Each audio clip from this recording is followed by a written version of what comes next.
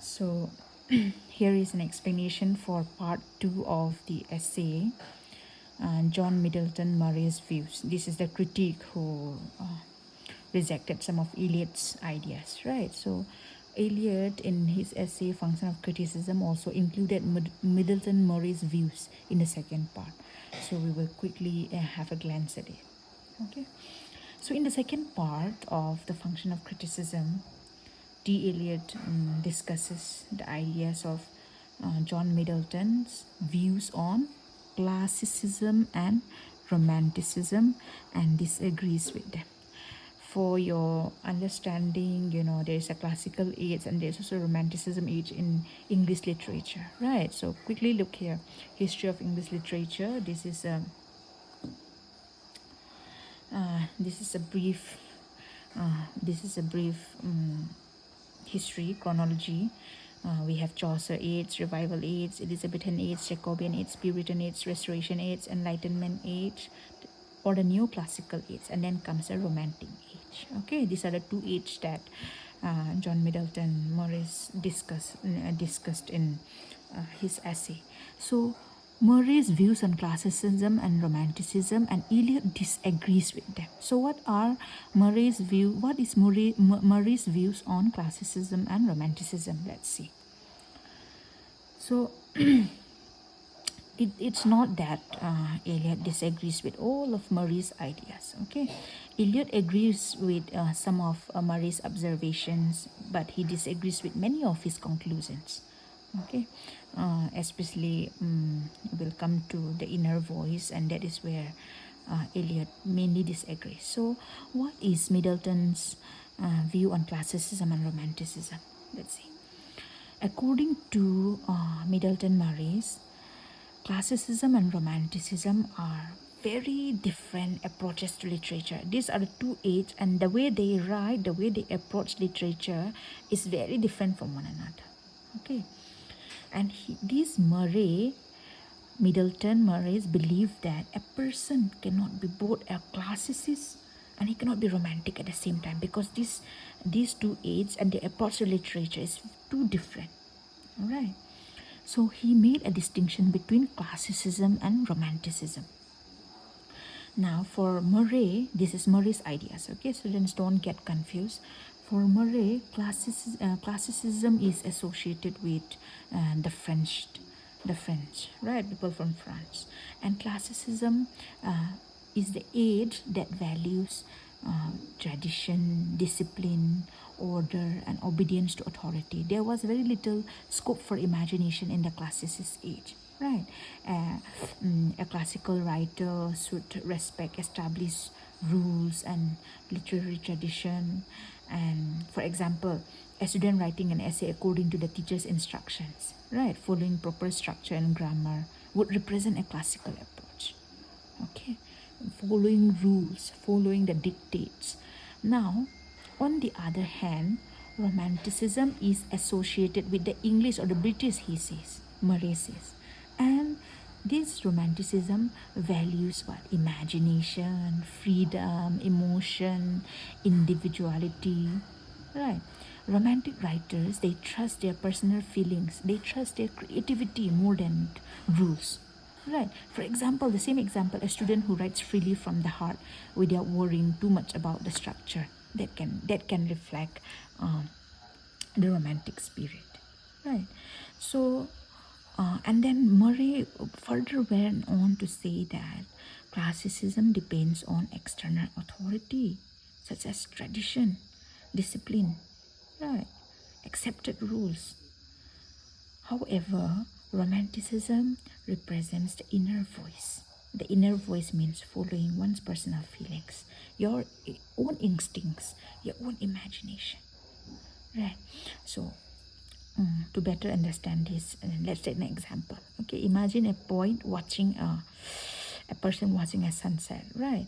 A classical approach, a classical poet, suppose this person is a poet watching a sunset. So if he's a classical poet, he may write according to the accepted poetic forms and conventions of his time. He might follow rules, he might follow on the ways to express his emotions, the structure, and all that. But a romantic poet who sees the same sunset, who views the same sunset, may simply express whatever emotions the sunset creates within him. Yeah? So, so Murray believes that this personal inner voice is the source of true creativity. Okay, but Eliot, of course, Eliot, however, disagrees with Murray's views on the inner voice. Okay, according to Eliot, he feels that if writers simply do whatever they feel like doing, depending on their own instinct and creativity, literature might become very undisciplined and it might not be pleasing, right? And then he does not like the idea of the inner voice as propounded by Murray. Okay, the reason we will discuss in the next part. And secondly, he also argues, okay, Eliot also argues this idea of on this idea of the differences of classicism and romanticism of Morris. Morris made a clear distinction between classicism and romanticism, right? And Eliot argues that the difference between classicism and romanticism is like it's not as the difference. He did not like the difference put up by Murray. Okay, he instead says that, you know, my opinion is that the English are mostly romantic, humorous, non-conformist. The French are mostly classical, calm, and disciplined. Right, he's not fully rejecting this, but he did not like the labels, right? Catholicism related to Protestantism. He did not like the labels put up by Murray. Instead, he says that I partly agree with Murray. Of course, the English are mostly romantic, they are humorous, and they don't follow strict rules and tradition, non-conformist. But the French are mostly classical, calm, and disciplined. They follow rules. I want to simply put it like this way. It should be more like the distinction should be put more plainly like this. And he did not agree with the distinction on Murray's bring up on religion, that the classicists are mostly related to Catholics, the romantics are mostly Protestantism. He did not agree to all this. Okay, he just like plain distinction, plain distinction. And the other thing is that Eliot did not believe in the inner voice of the individual as said by Murray. Okay, because he believed that, like I have told you, he believed that the inner voice, if we are to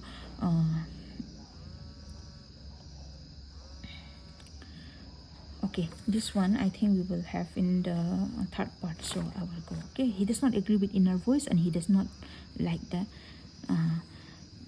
apparent distinction between classicism and romanticism of Middleton. Okay, now he likes this. This is Eliot's opinion. Okay, this is Middleton's distinction.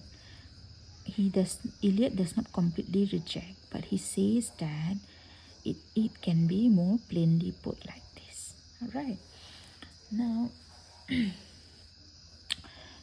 conclusion, classicism is completeness, maturity, order. Romanticism is fragmentary, immaturity, chaos. Like, these are the words that we can deduce from the explanation given here, right? Okay, let's not deal too much with this because it's becoming a little complex. But Eliot disagrees with Murray on inner voice and the sharp distinction. Okay, now the overall idea of this second part, let me say again.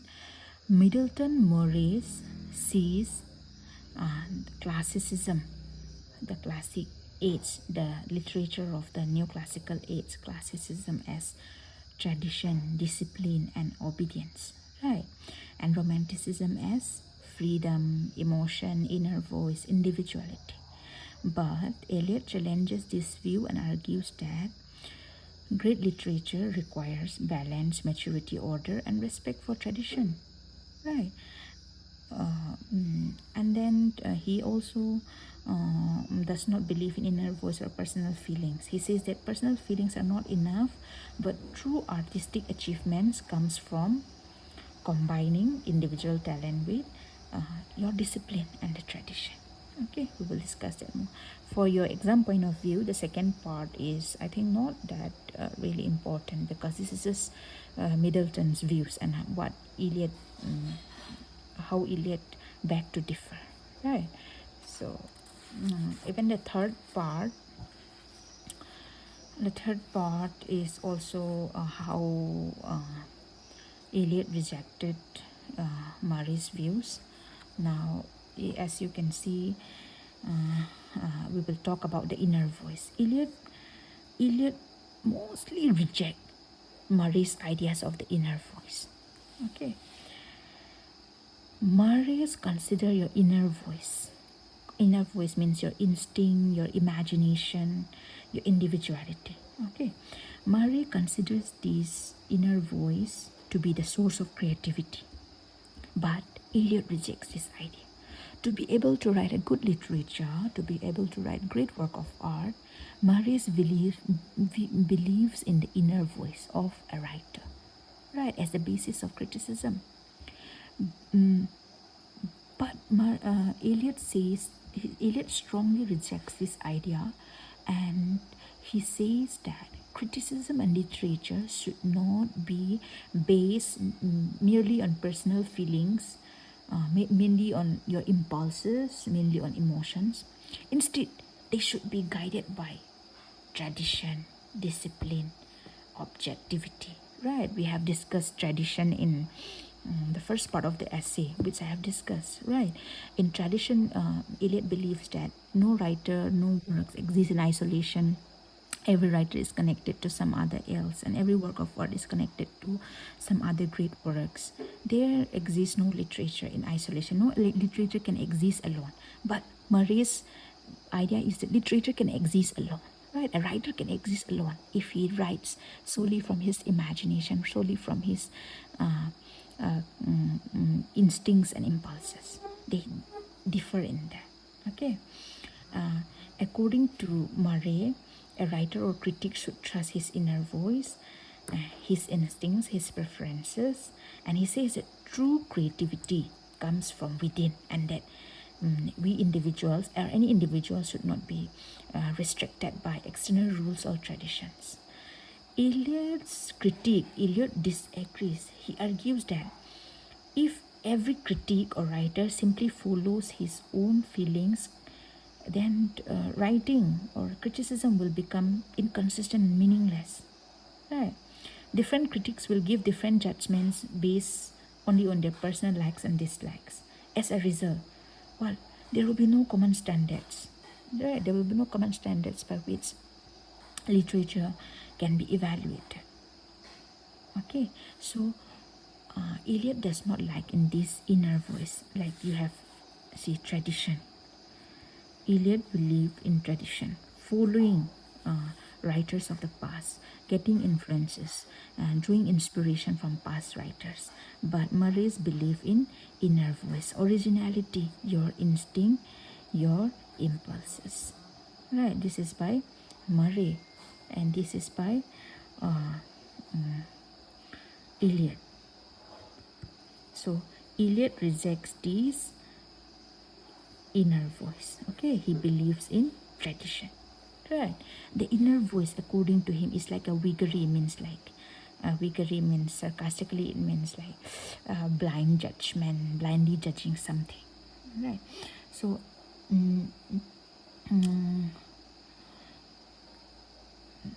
so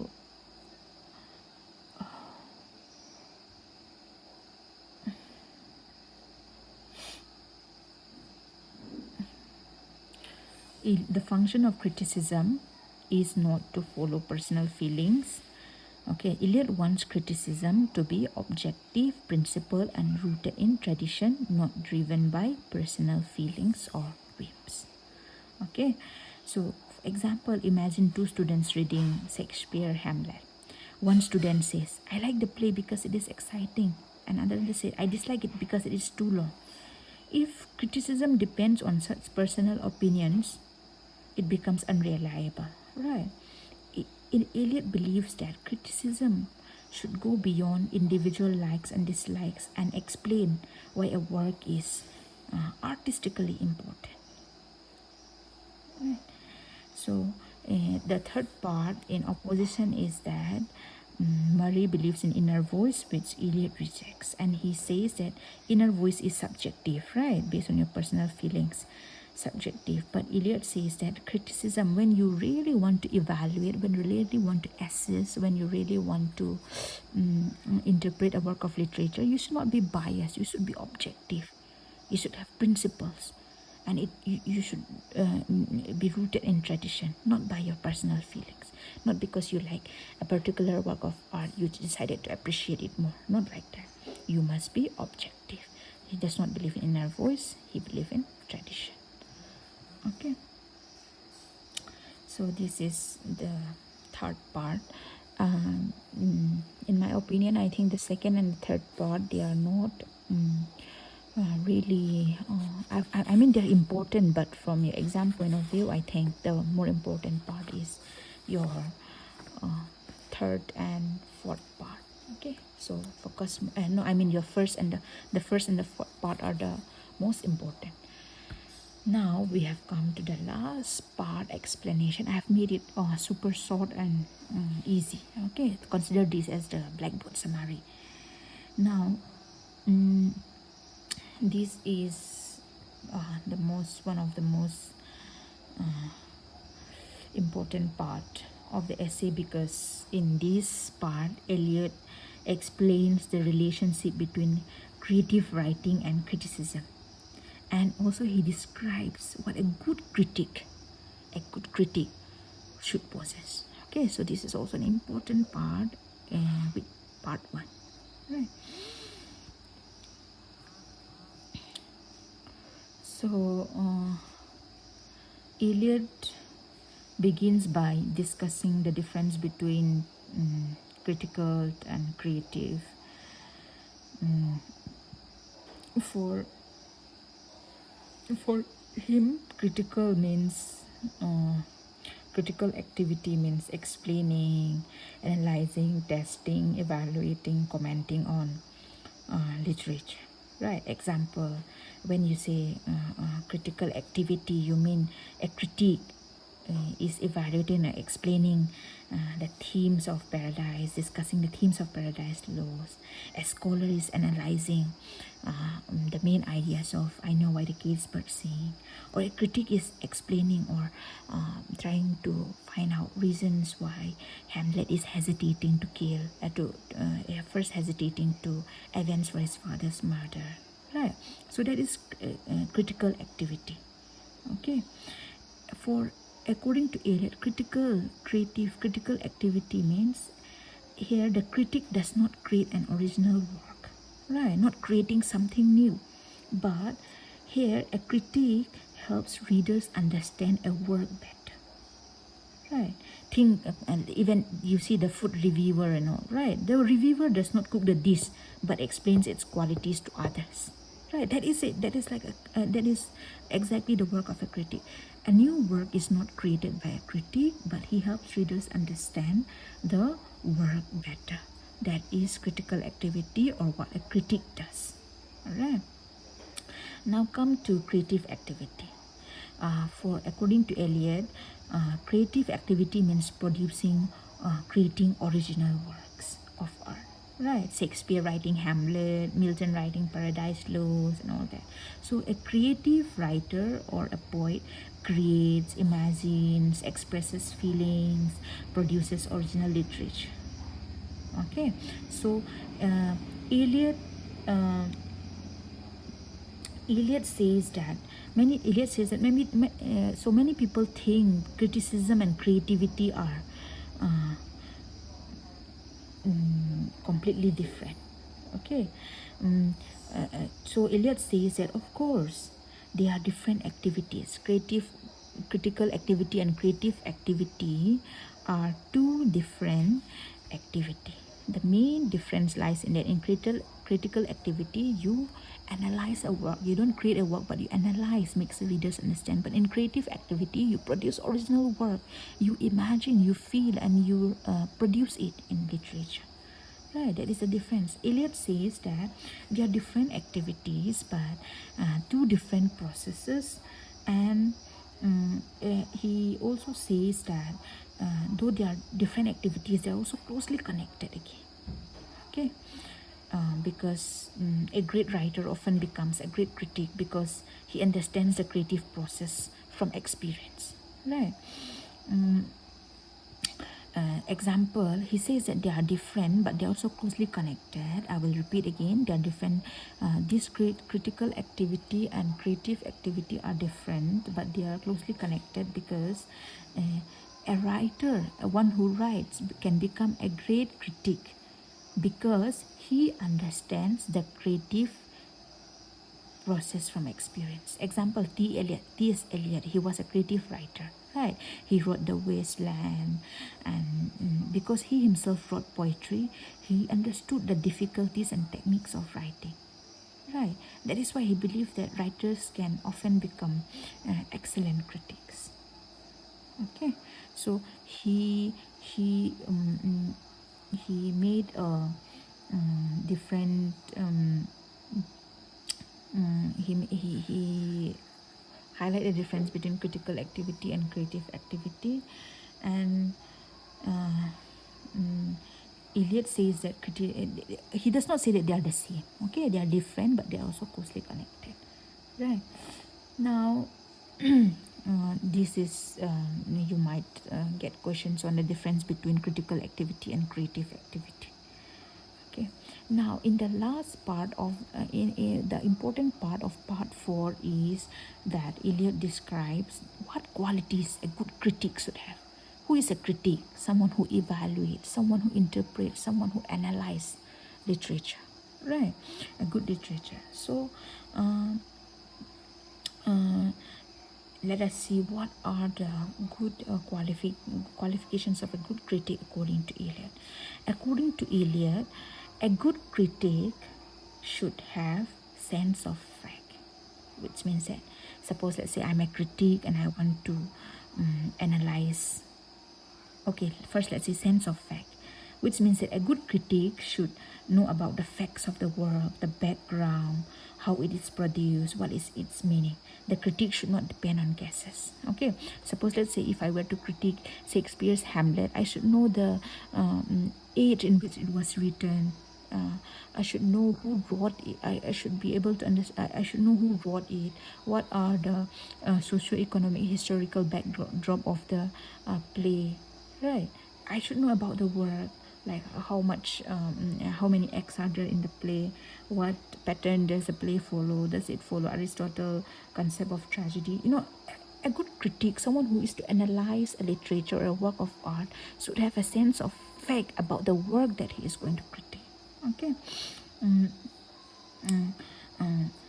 Another example is, suppose a good critic, suppose someone says that Hamlet is only about revenge, then a good critic should provide facts and show that the play is also about duty, the play is also about madness, the play is also about human decision. Okay, so a good critic should first have good knowledge on the book. He should have good knowledge, and it should not be on assumptions. He should have factual knowledge on the book. That is one most important quality of a good critic. Okay, the second quality of a good critic is workshop criticism, which means that a good critique should study the technical parts of a work. Okay, which means that a good critic should understand the language, the style, the structure, the form of the work that he is going to critique. Okay, suppose let's say a good critic should be able to explain why Shakespeare uses soliloquies, why Eliot uses symbols, why Milton writes in blank verse, right? Technical understanding. After having factual information on the text, the second important quality is that a good critic should have a technical the form, the structure, the style of the text that he is going to critique. Okay. Now, a very important part is objectivity. Objectivity. Okay. A good critique must be objective. Okay. Which means a good critique judges based on facts, not on personal likes and dislikes. Here comes the difference between this thing, the inner voice, right? Again. So, Eliot is saying that a good critique should make judgment based on evidence rather than personal likes and dislikes. Okay. Suppose, let's say there are two students. Student A say, I don't like Hamlet because it is long. Then student B say, Hamlet is important because of its complex characters, universal themes, psychology involved. That means Eliot would prefer student B approach because it is based on literary qualities and it is not based on personal feelings, but it is based on facts about the book. A good critic should be objective, means like he should not give a bad review or evaluation about the book just because he don't like the writer. Right, a good critic is someone who should not be swayed by his personal interest. He should not be guided by his likes and dislikes. He should be objective, means he should rely on facts. He should be factual. He should be factual. Okay. Now the last 3 and 4 are closely connected, guided by tradition again. A good critic should be guided by tradition, means he should understand earlier literature, accepted standards, literary history. He should when he decides to judge a work, he should know what earlier good works have been done, the literary history, the accepted standards and all that. Okay, he should follow tradition. Example, to understand the poem Wasteland by T.S. Eliot, right? A critic should understand Greek mythology, the Bible, earlier poetry. Without this knowledge, the critic may not be able to give a good interpretation of the Wasteland and may miss important meanings. That is the meaning of guided by tradition. A good critic should understand earlier literature, should understand literary history, should understand accepted standards. Okay, if not, they will miss meanings. Now, clear and simple. When a critic decides to analyze or evaluate a work, he should communicate his ideas clearly. Okay, since he has to help understand literature, he should not try to confuse readers. A good critic puts facts before readers in a simple and clear way. A good critic is someone who explains his ideas in a very simple and clear and understandable way. Okay. Some critics, they try to sound so verbose, they use rich vocabulary, thus confusing the readers. But according to Eliot, a good critic is one who should put forward his ideas in a very straightforward, clear and understandable way. These are the qualities of a good critic, and this is a very important part of the essay. Okay, sense of fact, works of criticism, objectivity, guided by tradition, clear and simple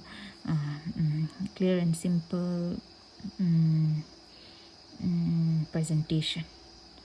All right, this is an important part of the essay. So if you see from part 1 to part 1, you will so you have to delve mostly on part 1 and part 4. Okay, part 1 and part 4 are very important. This is just for you to get a backdrop idea. I will conduct a Zoom online class again where I will answer your queries and doubts. Okay, in traditional classroom where we have the whiteboard and where we meet personally, actually criticism is not easy, so it is better to do physically, but then a situation compels us to resort to this type of teaching. But if you cannot understand, I will help you understand. Okay, so please go through it, and these are the 4 parts. Okay. 4 parts. 1, 2, 3, 4, of which these two are the most important. Okay, so go through it. I will send you the material as well. Thank you. Thank you.